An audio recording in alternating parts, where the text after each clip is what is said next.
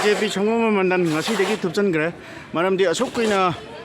BJP gi high command gi matungina thabak kayamuk tawduna lakpado ngasidi niyom chumna ticket pirak tabadagi hoje khosaunaraba sangommangi prajasing joching ahlamanching kyana hoje BJP 청원만 만dangi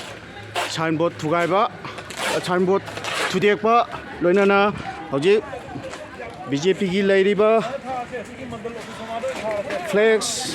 flag amadi atai document kya sangommangi praja miyamna hoje khosaunaraba praja miyamna haunaruba leitana amata oina tholoktuna hoje BJP si achukki mating motpa rajniti tawbada asan miranaba family politics tawba dol ama oirambagi damakta khosaunaraba sangomman praja singna amata haunaruba leitana pendaba kyabu khongdok ko ina hoje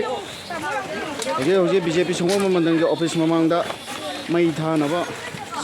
sem sariba mayam ase yengbiyo masi tawbam thokre ngo asukina sangomman BJP mandalna high command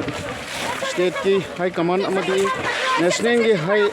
high command kya gi thogdang induna lakwa do masidi aremba tahan giba do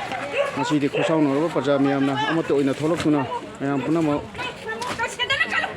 ka tholo upna hoje endaba kya khongdoktuna hoje amata oina mayam lo amata oina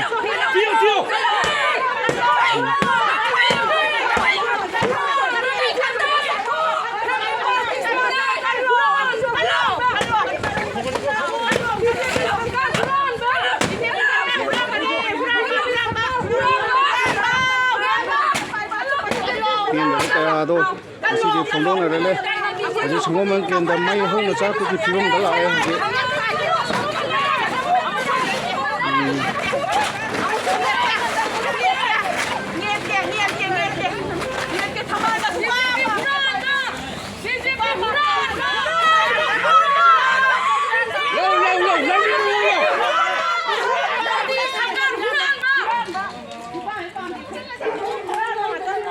mayam si pen da bagi khosaunaraba mayamna hoje matta da so high command gi matungina hoje man ki batta ba loiba da ngairi bane asuk family politics ya de haiba corruption taw de haiba sibu mayam thaja biri bire yengbiyo mamang da so sugum ma kya thokra bane